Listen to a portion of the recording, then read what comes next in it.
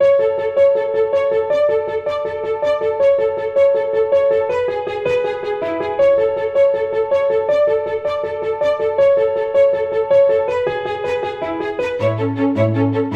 back to Thoughts from the Greenhouse, a podcast that's dedicated to providing useful tips and information to healthcare marketers wherever they may be. Today, I am joined by a guest, Deanna Galler, who is an executive coach. Now, Deanna has been a coach for the last 16 years. She's a professional certified coach, and she works with teams and all various levels of individuals up to the VPs. And in fact, I believe she focuses on the executive realm for most of her work. But what's also interesting is that Deanna can relate to a lot of us because she spent 28 years or nearly in pharmaceuticals before entering the second career. And she worked her way up to VP in research and development. So she's got a lot of valued experience to bring to us. Welcome, Deanna. Thank you so much, Renee, for that nice introduction. And yes, I'm Renée Wills, co-founder of Brick City Greenhouse. And today's topic is going to be on the subject of confidence. And we thought this topic was a broad general interest, but also it's really important in our lives and very important in our workplace. And so, Deanna, why don't we start with, when we talk about confidence, what is it? And why is it important? Great question. And it's defined usually as sort of the feeling that you can succeed, right? That you're able to succeed. In my mind, there's more to it because it's not just that you have the capability of success, but also that you believe that you are worth it, that you deserve it. And that's sometimes where we hit the road, hit the brick wall, and people stop feeling confident because they don't feel that they deserve it. So, as a recovering scientist and a biochemist, I think of confidence as a catalyst. It's not, you have the capability, the knowledge, the stick-to-itiveness and everything else. But if you don't have the confidence, you're not going to go for it. Your catalyst is the catalyst to your success, however you define that. So that's really why it matters then. It's really obvious. Exactly. So I understand you've been working on this for a while. I'm curious to hear you have an approach, a model to how you deal with confidence. Yeah. So I thought deeply about this and read a lot, and of course worked on this was a topic that always came up with my clients. So the way I think about confidence is in a framework. So there are things that can increase our confidence or decrease our confidence, right? And they're interrelated. The first is how you see the world, right? What are the norms and what are the norms in the world that you see that create rules and limiting beliefs to how you should behave? That's one part. The next part is how you see how you would like to be seen or think people see you. So what would you like the world to see about you, or how do you think they see you? And the last is all of that has created a voice in your head that means how you see yourself and how you whether you see yourself as having the capabilities or the worthiness to success. So all of these are interrelated, and they can how each one works can change how confident you are.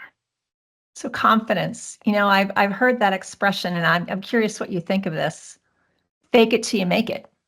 Absolutely. And keep doing it until you feel it, until you make it. And there's data on that. There's some studies that say, for example, standing bigger than you are normally helps you feel stronger. And it changes your hormonal balance. There's greater those hormones that help build you up when you do that. So you can fake it till you make it. You can do it till you feel it, whatever. Well, that's a coping mechanism, but I think at the core, and that's as a coach, I'm certain that you focus on the underlying root of it. So let's focus a little bit on, Sure. because I know that we all believe. I mean, confidence is so critical because without confidence, we can't be our best selves, and we need that confidence so that we can live in and we have the bravery, even if we feel a little bit of, fear. Sure.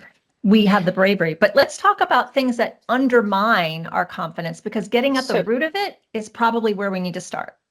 so let's start with the first item that I mentioned in that model, which is how you see the world. So the world, the norms that you live by, right, create certain limiting beliefs. So if you think about the way we looked at women, for example, at the turn of the 20th century, at the beginning of the 20th century, there was a belief that women were weak, delicate, had to be cared for, and couldn't do things that men could do, for example. And as a consequence, women were not allowed to participate in sports because it wasn't ladylike, because it might hurt their delicate nature. Well, tell that to Coco Gauff, uh, Serena Williams, any one of the many women that we know have accomplished so much, excuse me, in the world, Caitlin Clark, in the world of sports, and who have excelled and pushed themselves beyond um, what anyone ever thought. But that was a norm. Women are delicate. Therefore, the limiting belief is they can't do sports. And the rules it created was we won't let them participate. We won't let them do any of these things.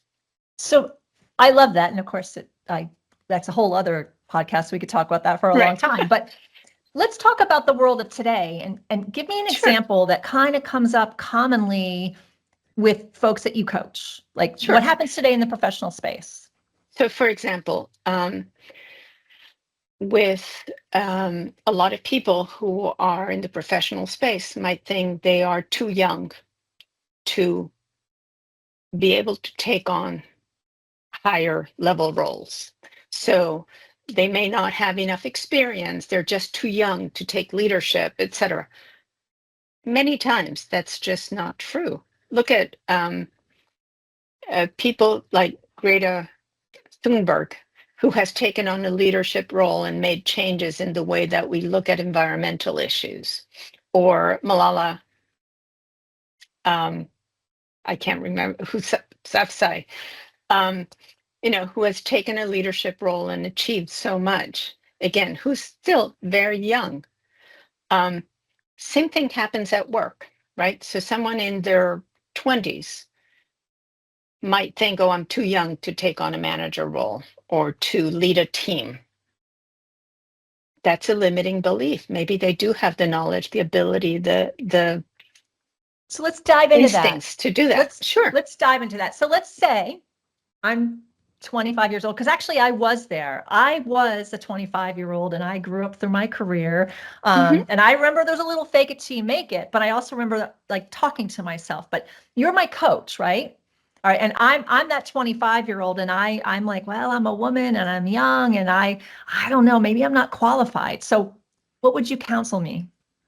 So I wouldn't counsel you, but I would ask you lots of questions as a Okay. coach. So I would ask you, what evidence that you have that you can't do that? And I would ask you to think about what you can bring to a team that maybe other people can't. What are the opportunities that might be missing if you don't speak up? Or what is holding you back for asking for that promotion or whatever? I would ask you lots of questions because the answers are within you. And you need to, for you to be able to challenge those limiting beliefs, you need to understand what they are. And that's, again, another part is from awareness to understanding to action. So you're And cycle. reframing my self-talk. You're that we all have Absolutely. inside of ourselves. And yes, we are all speaking to ourselves all of the time, right? And we have Right. that inner voice that's telling us things, that holds us back. So I love that, because what you're saying is it's maybe getting a little curious and questioning what that inner voice says, and looking for alternative interpretations of that, challenging that inner voice so that we can bring ourselves to a better place, because otherwise we're on autopilot. We go to that one probably worst scenario. And if we just work with ourselves and question ourselves, and we're gentle to ourselves and we ask questions, there's so many more possibilities. So we tend to look at things from a perspective of fear or hope, right? So you can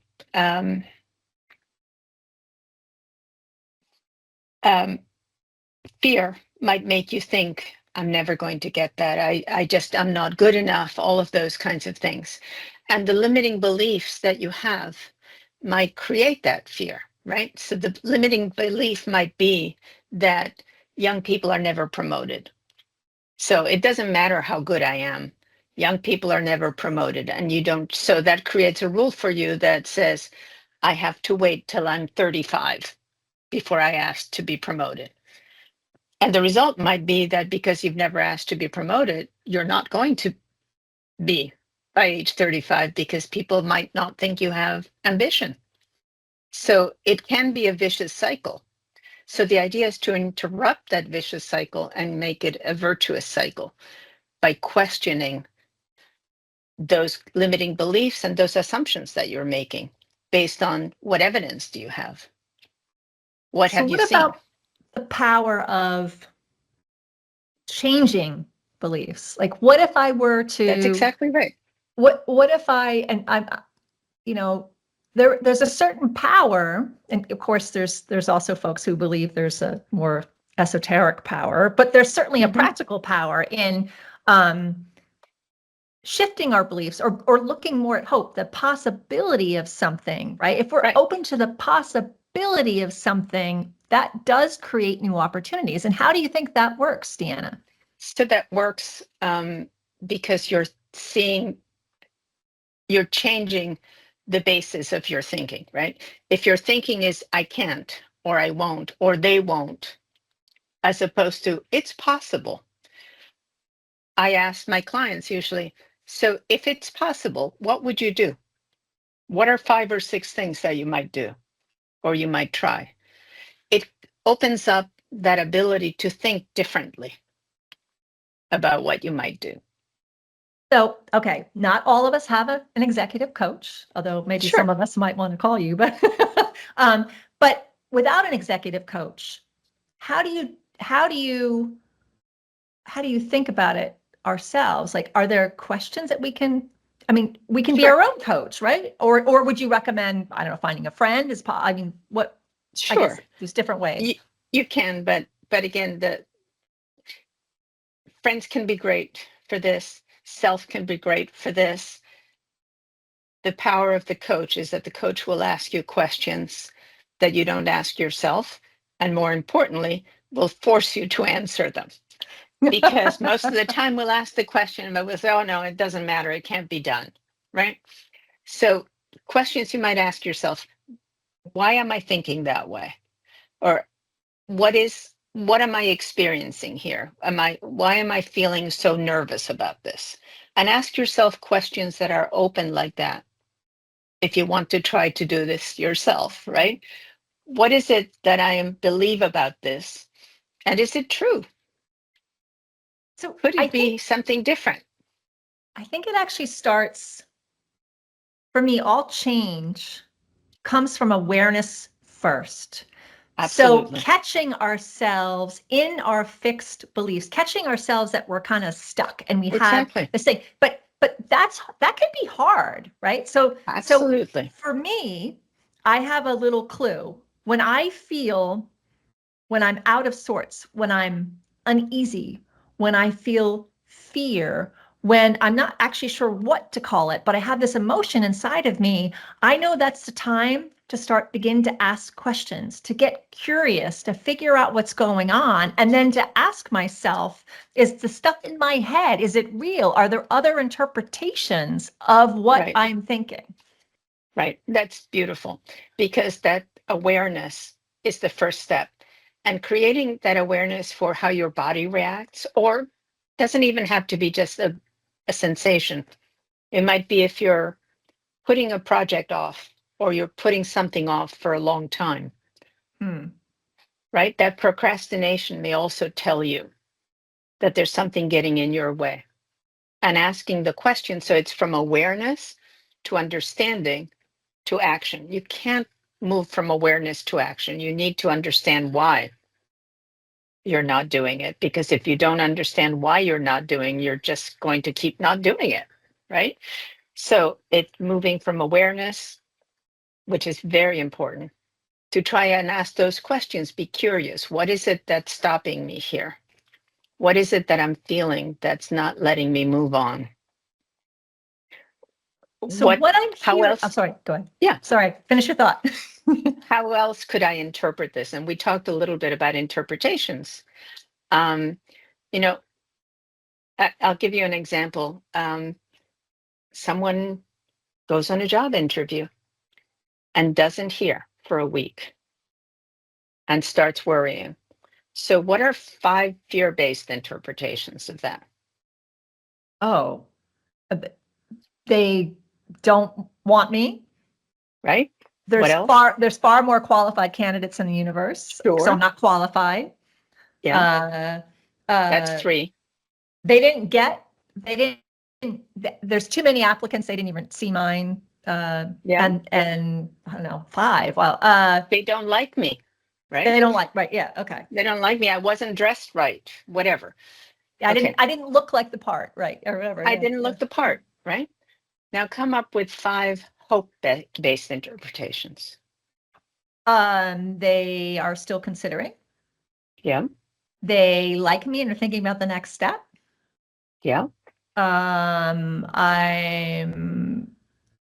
highly qualified and they're talking to senior management about pulling me in. yeah, All right, sure. I think you need to come up with the other 2. I'm starting to But run out. they're on vacation.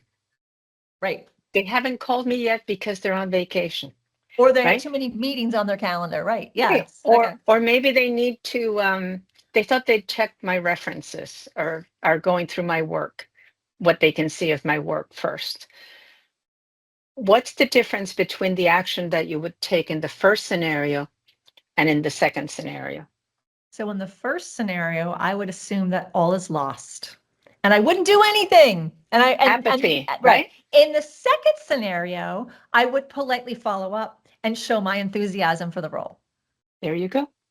Isn't that a big difference, right? And it's Yeah. the same scenario, right? They didn't call you after the interview. So true. So let's actually, because I think part of it is that we all need to build awareness. So like maybe Mhm. just name a couple of common things that undermine, like situations and themes that undermine, because I think sometimes we just think they're true, right? So maybe just if you could run through like a little list of like some of the common themes or situations that are undermining confidence.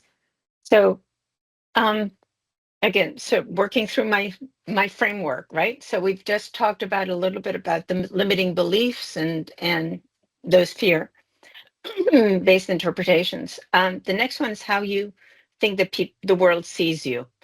They see you as not too young, right? They see you as not seasoned enough, or you're making comparisons to somebody else, um, for example, or you're a perfectionist.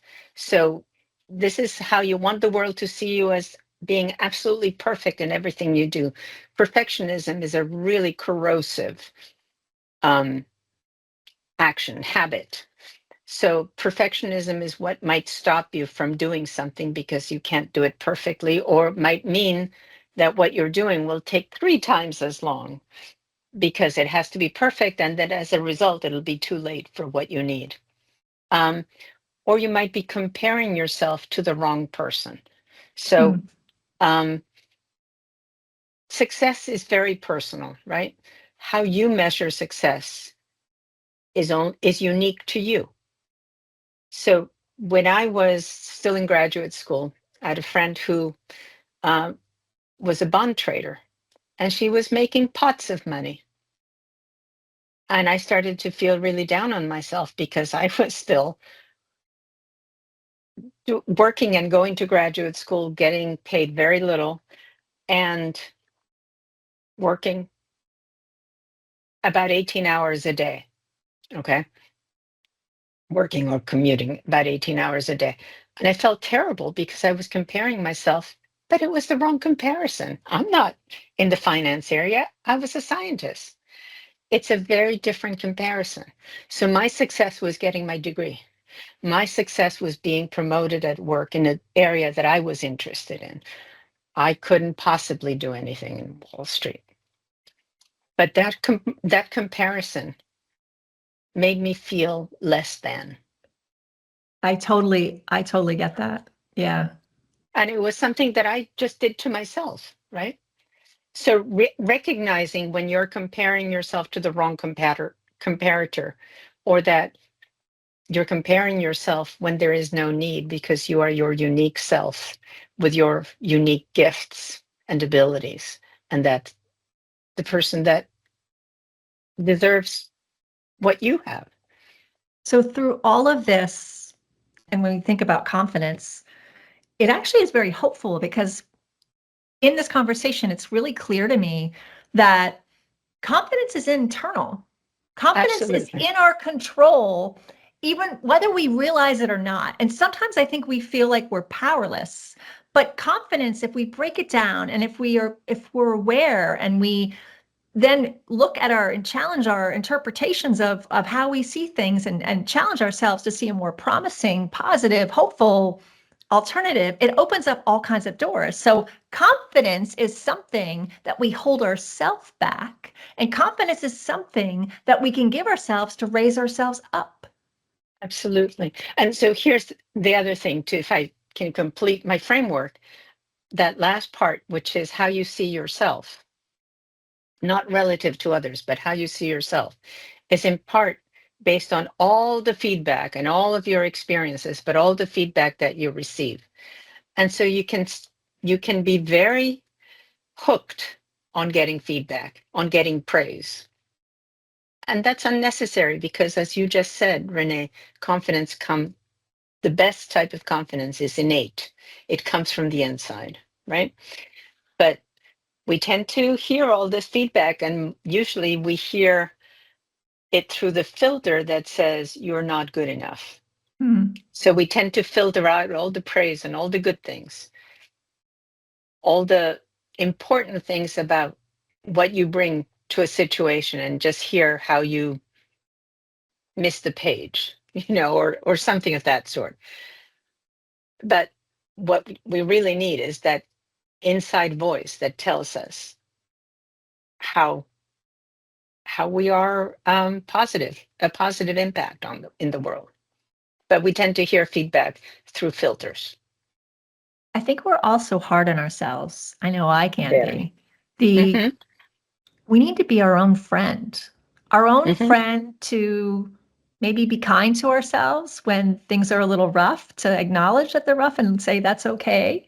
But also our friend when we have opportunity and not to hold ourselves back. And I think that curiosity thing, like asking ourselves, like that, Yes. if I'm feeling uncertain about things, first be graceful and allow that, right? But then question, say, okay, well, what is this? And maybe question ourselves if we're looking to get ahead in our careers, and probably most of us are, if we're looking to get that raise, if we're looking to get that promotion, challenging our thoughts on what what we believe and what we don't believe that we can do, and saying, is there another interpretation, and looking for something that gives us Absolutely. more opportunity. We can do it. We can be our friend, and we can achieve so much more if we don't hold ourselves back. It's actually really empowering. Absolutely. Absolutely. And you just raised the point that I think it's helpful to remember as well. And that is the way you talk to yourself. Think about, would you talk with a friend like to a friend that way? Right. And remind yourself of that when you're hearing yourself um, say, "Oh, you're not good," etc. You don't deserve this, or you know, why do you bother? Would you talk with a friend like that? Well, how can we be there for others and love others if we don't love ourselves? And loving ourselves means that we don't necessarily think we're perfect because none of us are. Absolutely. So confidence is not arrogance. Uh-uh. And that's a really important differentiation. Arrogance is thinking you're better than everybody else. Mm-hmm. Confidence is just being yourself at your absolute best. So this is a great topic that you're I on, love Renee. that topic because I believe we can all reach for our absolute best. Hmm. Even in the tough moments, our absolute best isn't pretending it's all great. It's just Right. acknowledging it and still trying to be graceful in the storm. Yeah.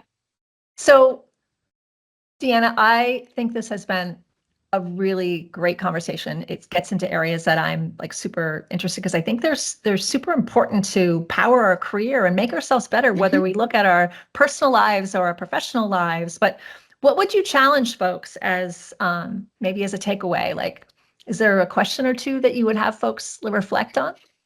Great question. So I think that fear or hope is a great place to start, right? Am I telling myself this, or how would I react if I was coming from a place of hope rather than fear? What would I think? What would I do? What would I attempt if I knew I could? And to acknowledge that we all have fear and we all need to face our Absolutely. fears. And it's okay. It's okay. And to be courageous and to be confident doesn't necessarily mean that we don't have fear. Right. So then let me give you a quick definition of fear that's kind of helpful sometimes. It's false events appearing real. Ooh, good one. Good one. False events appearing real. And most of the time, they are indeed false. So it all comes back to everything we've been talking about is all in our own heads. And the things that we think we It have can no be. power over, we actually do have some power over. Right. Absolutely. Well, this has been great. Thank you Great. again, Deanna. And thanks to our listeners for Thoughts from the Greenhouse. And stay tuned for the next episode.